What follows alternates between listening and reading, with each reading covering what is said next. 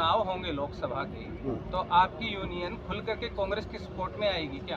हम सपोर्ट में आएंगे जरूर, तभी तो क्योंकि प्रस्ताव दिया है। कांग्रेस का समय में कानून बना था और ये सरकार वो 40 को लेबर को नहीं पूछ के पार्लियामेंट में डिसाइड नहीं करके वो उनको कानून को फेंक दिया और दूसरा कोड बना दिया किसी को नहीं पूछ के। और तो ये तो लेबर का विरोधी स्टैंडिंग कमेटी इंडियन लेवल तो जरूर, ना केवल इंटैक्ट देश का सभी मजदूर संगठन कोऑर्डिनेशन में, मजदूर संगठन और किसान संगठन भी दोनों मिल के मजदूर किसान ये सरकार का खिलाफ में है, बीजेपी के खिलाफ में है। अगला इलेक्शन ये 5 इलेक्शन में भी हम सब मिल के उनको हराने के लिए कोशिश जरूर करें। कोई आपके इंटक का जो सदस्य बन जाता है, जो एक आम सदस्य है, अगर उसके साथ कोई दुर्घटना हो जाती है, उसकी मौत हो जाती है, उसके लिए आप लोगों का क्या प्रावधान है परिवार के लिए?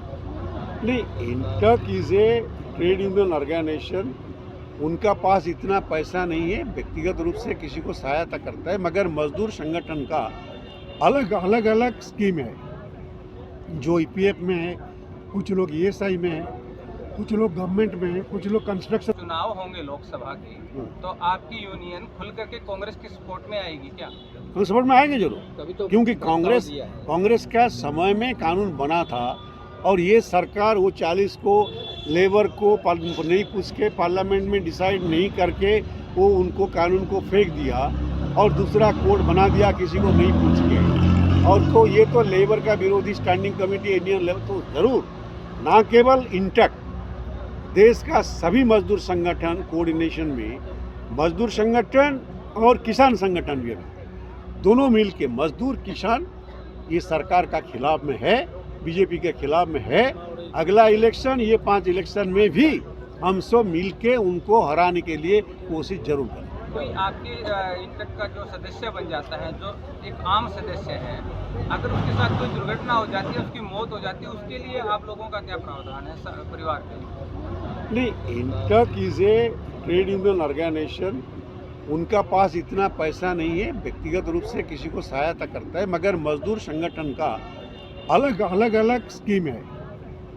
जो ईपीएफ में है, कुछ लोग ईएसआई में है, कुछ लोग गवर्नमेंट में है, कुछ लोग construction, building construction, forest and would workers federation, जो अखिल भारत भवन निर्माण जंगल और काष्ठ निर्माण महासंघ है,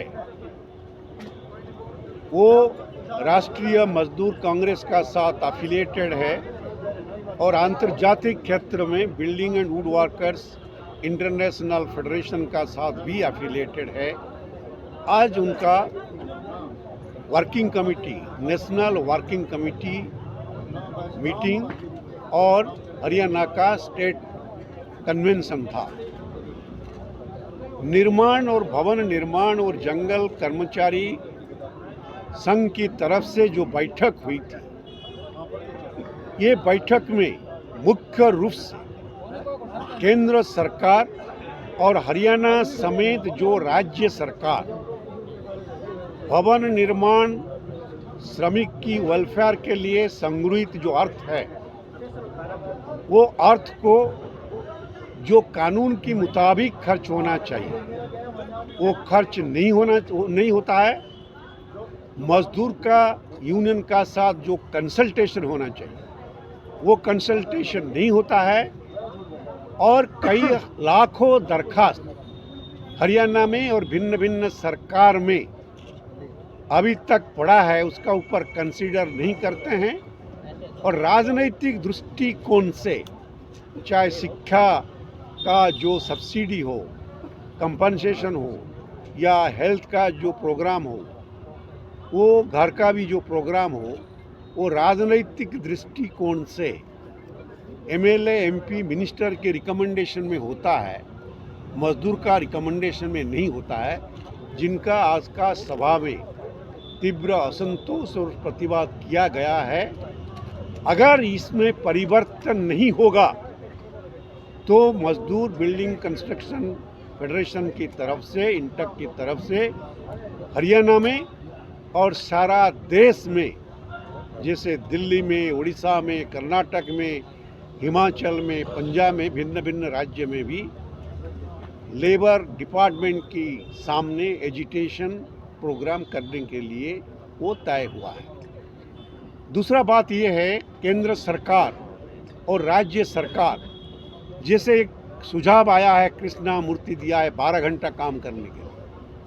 ये सुझाव ILO कन्वेंशन नंबर 1 जो अमेरिका है मार्केट में मजदूर आंदोलन हुआ था अष्टदश शताब्दी में, ILO गठित होने का बाद जो पहला कन्वेंशन था 8 घंटा काम करने का, ये ILO कन्वेंशन का विरोधी, और विशेष रूप से जब 2022 में कोरोना का बाद ILO कन्वेंशन 155-187 को अमेंड करके हेल्थ एंड सेफ्टी को कर्मचारी और मजदूर का एक मैटर ऑफ राइट का हिसाब से विवेचना करने के लिए निर्देश दिए हैं।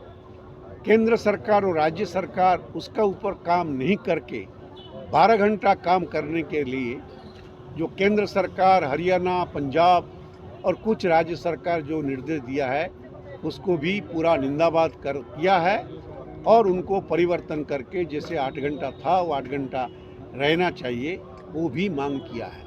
मुझे साहब, जो केंद्र सरकार और यहाँ की राज्य सरकार है वो हमेशा कहती है कि मजदूरों के लिए उन्होंने बहुत कार्य किए हैं, चाहे वो हेल्थ में हो या शिक्षा में। आप कितना इत्तेफाक रखते हैं? आप तो केंद्र सरकार का बजट देखा होगा। केंद्र सरकार बोलते हैं health and safety and social security universal, हम सबके लिए करते हैं। मजदूर का तो ये सही है, प्रोविडेंट फंड है, स्टेट गवर्नमेंट का, सेंट्रल गवर्नमेंट का अलग अलग स्कीम है, मगर जो 48 करोड़ मजदूर का सामाजिक सुरक्षा हेल्थ सेफ्टी में, ये केंद्र सरकार का बजट में 1 पैसा है क्या? 1 पैसा भी नहीं है। बात बोलते हैं, आप देख लीजिए, उठा लीजिए 2021 का, 22 का, 23 का तो हुआ नहीं बजट। 1 पैसा भी 48 करोड़ लोगों का स्वास्थ्य का सुरक्षा सोशल सिक्योरिटी के लिए नहीं है। जब 1 पैसा भी नहीं है, जो पैसा केंद्र सरकार का पास मजदूर लोग का जमा है प्रोविडेंट फंड में, आपका करीबन 20 लाख करोड़ से ज़्यादा पैसा है। स्टेट गवर्नमेंट, सेंट्रल गवर्नमेंट का जो CPF है या ये सही है, वो पैसा को आहिस्ता आहिस्ता रादर वो सरकार अपना कंट्रोल को लेके कहाँ कहाँ प्राइवेट बैंक में, दूसरा जगह में इन्वेस्टमेंट करता है, जिसको हम लोग विरोध करता है। तो 1 पैसा नहीं दे के श्रमिक कर्मचारी को हम समर्थन करते बोलने का क्या मतलब है? और आपका श्रमिक कर्मचारी का जो एक माध्यम है इंडियन लेबर कॉन्फ्रेंस हर साल होना चाहिए, नहीं होता है। 9 साल से इंडियन लेबर कॉन्फ्रेंस नहीं, एक स्टैंडिंग कमेटी होता है लेबर का, वो मीटिंग नहीं हो रहा है। आपका 2022 में ILO बोला कि आप 187-155 को रिव्यू करके health and safety is a matter of right, is not the kindness of the government, not the kindness of the employer. Corona का बाद ये ILO का रिजोल्यूशन हुआ, उसका ऊपर कुछ काम नहीं कर रहा है। हमारा देश का अंदर 13 करोड़ माइग्रेंट वर्कर है, जो भी कंस्ट्रक्शन डोमेस्टिक वर्कर है, और बाहर को गया है करीबन 2.5 करोड़ लोग जो मिडिल ईस्ट में है। मगर जो कन्वेंशन UNO का आया है, migrant workers convention, India government उसने हस्ताक्षर भी नहीं किया, 122 कंट्री हस्ताक्षर किया है, उसका ऊपर कोई काम नहीं है। तो लेबर का ऊपर कहाँ पैसा दिया है, कौन सा काम किया? सर, आप कह रहे हैं कि ये कांग्रेस की जो इकाई है उससे एफिलेटेड है, तो ऐसा नहीं है कि आप 10 साल से कांग्रेस सत्ता से बाहर है। एक मजदूरों को एकत्रित करने के लिए जमीनी जो राजनीतिक जमीन है उसको तलाशने की कोशिश की जा रही है। नहीं, अब देखिए, INTUC ये कांग्रेस का एग्जैक्टली संगठन नहीं है। INTUC कांग्रेस का नीति आदर्श, महात्मा गांधी का नीति आदर्श का ऊपर गठित है। हाँ, ये हम बोलते हैं कि आप देखिए, इन तक बोलने का बात नहीं, जो 44 श्रम कानून था, सब श्रम कानून तो 44 श्रम कानून कांग्रेस का समय ही भी पास हुआ था। सिर्फ एक ही इंटरस्टेट माइग्रेंट लेबर जो इंदिरा गांधी के समय शुरू हुआ था, मगर मोरारजी देसाई के समय पास हुआ, मगर ये कभी इम्प्लीमेंटेशन नहीं हुआ। सभी कानून कांग्रेस का समय में हुआ था। अभी ये कानून को फेंक के 4 लेबर कोड बनाया है। ये कभी कानून मजदूर के सपोर्ट में नहीं बनाया, मजदूर को सपोर्ट में जो कानून था उनको लेबर कोड बना दिया। और लेबर कोड को हम क्यों विरोध करते हैं मालूम है आपको? हम इसलिए विरोध करते हैं, वो जो प्रावधान था 44 आइन लेबर कानून में, वो प्रावधान इधर भी है, मगर क्या किया मालूम है? ये कानून का इम्प्लीमेंटेशन का मूल मुद्दा क्या है, जो ये किसको लागू होगा, उसको डाइल्यूट कर दिया गया।